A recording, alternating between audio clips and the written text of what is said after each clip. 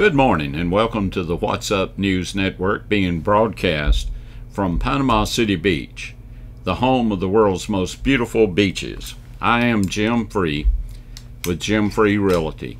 Please help me out and click on the red subscribe button just below the picture.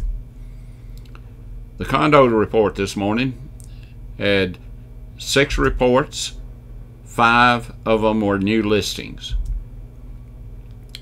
On the activity report, we have 537 active units, and 289 of those are gulf front units. If we break it down by the number of bedrooms, we have 10 5-bedroom units available, 77 4-bedroom units available, 158 3-bedrooms available, and 184 2-bedroom units. There are 170 1-bedroom units, and we have 17 studio units. Condo units that sold in the past 30 days, we had 192, and 102 of those were gulf front units. Breaking it down by the number of bedrooms, there were no 5 bedrooms or larger sold. There were 3 4-bedroom units sold. Those were all 3 were gulf front units. We had 38 3-bedroom units sold, 18 of which were gulf front units. We had 89 2-bedroom units sold, 50 of which were gulf front units. On the 1-bedrooms, we had 57 that sold, and 28 were gulf front units. Studios, we had 5 units sold, 3 of which were gulf front units. On the detached single-family homes, we had 259 available. 14 were gulf front. Sold in the past 30 days, we had 122, and 5 were gulf front units. On the attached single-family units, we had 78 available, 9 of which were gulf front units. Those sold in the past 30 days, we had 33 units sold, and we had 2 of those were gulf front units.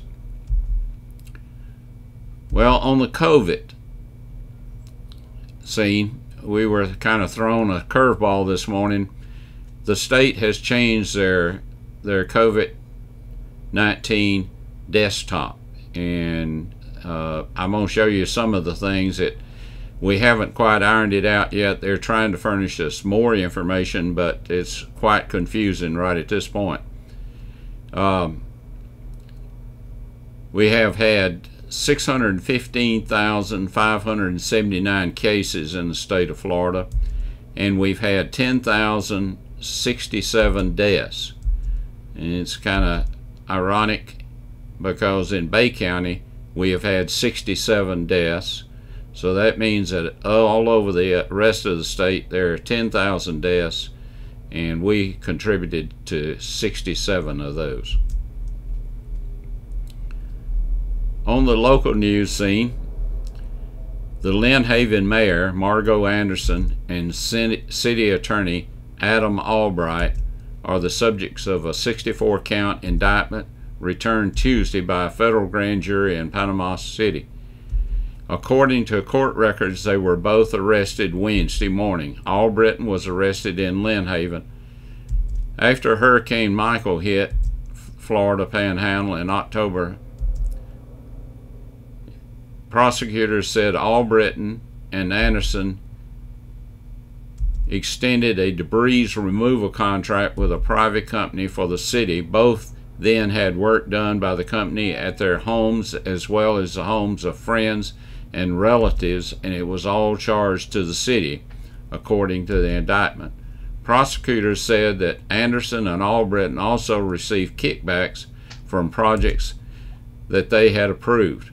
5 others who previously pled guilty in the case are former city manager Michael White, former community services director David Horton, erosion control specialist owner David White, ECS bookkeeping Shannon Rodriguez and Greenleaf Lawn Care and Bay County owner Joshua Anderson.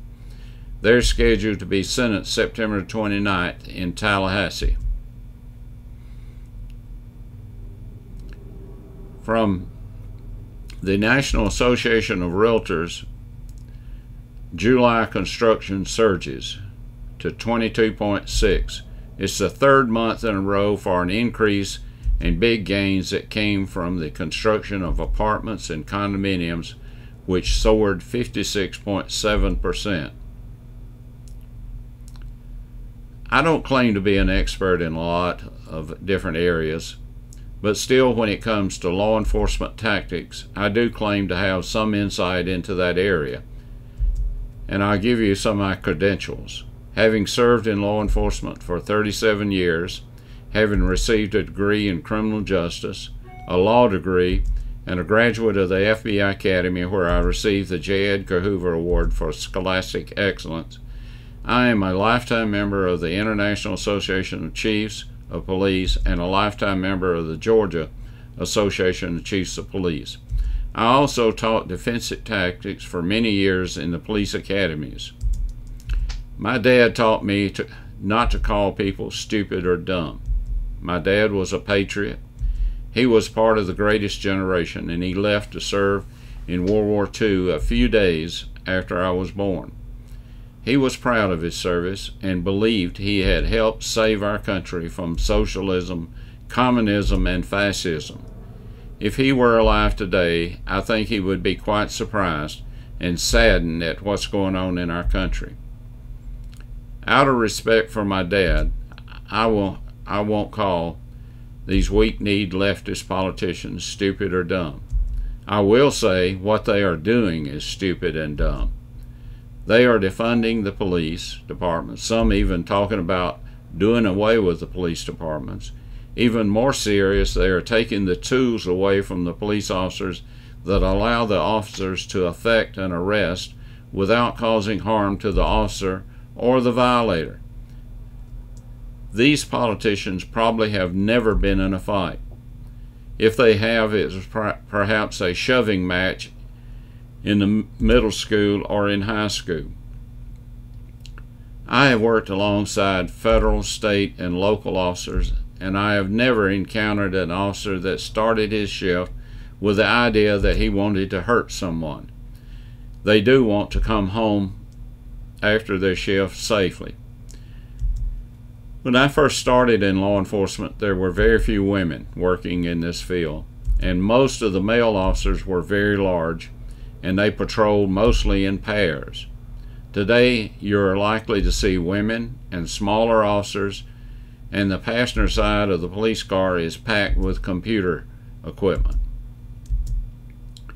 When an officer starts their shift, they know they are likely to encounter one or more violators that will resist arrest, either because they're intoxicated on alcohol or drugs, or they're repeat offenders, and sometimes people with mental conditions become very difficult to control. Police officers are trained to use defensive tactics. It's a combination of martial arts and street fighting. There are only 3 ways to restrain a violent physical violator, and that is knowing that the joints are made to bend only one way, and bending them the opposite direction will cause pain, and the use of pressure points that restrict the air or blood flow. A taser is another tool that can be used. Police officers are required to experience these tactics used on them. For instance, if you carry a taser with a department, you're required to be shot with a taser to see how it feels. And I have been shot with a taser, and you just lose all control of your muscles and you will fall to the floor. But the purpose of that is so the officer can experience the pain and know how these tools react with a violator when they are applying it to the violator. You won't need to know how much pressure to apply and where to apply it in order to bring a violator under control. I have experienced violators under the influence of drugs that have superhuman strength because they could not feel pain. A person experiencing a catatonic episode can be very difficult to handle.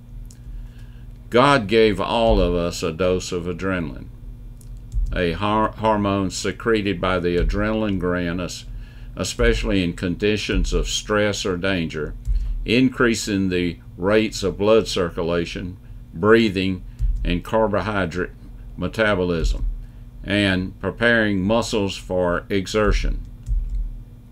In a violent arrest, both the violator and the officer likely experience this rush.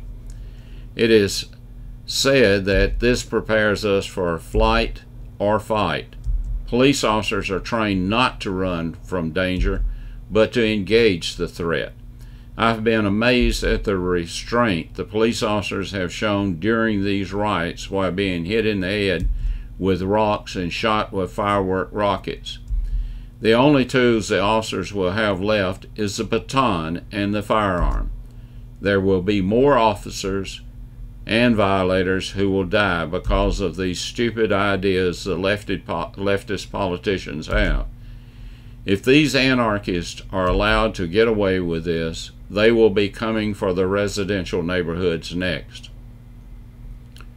What is problematic about the stand-down orders that these leftist politicians are giving their officers in these riots see this as a weakness. They will continue to burn and destroy property, just like Minneapolis. The people that live and work in these communities are the real victims, and it will take decades to recover. They're losing businesses that will never return, and most are minority-owned businesses. You can look at the devastation in Baltimore from riots 5 years ago. They still have not recovered. 83 nights of riots in Portland. A business executive, Andrew Hoyne, president and CEO of the Portland Business Alliance, told the news media the financial consequences to the downtown corridor are a running calculation that is almost impossible to wrap your mind around. He said, with one company already saying riots have cost $20 million in damage and lost business. You have blocks and blocks of plywood. You have graffiti. You have accumulation of damages that are unrepaired and ongoing perception that coming downtown is not a safe place. We need to start to turn the corner, Hoyne said, so that this sort of irreparable damage does not last. The business leader said, it is time to speak up and stand up for this country. Until we meet again, may God bless you and this great nation.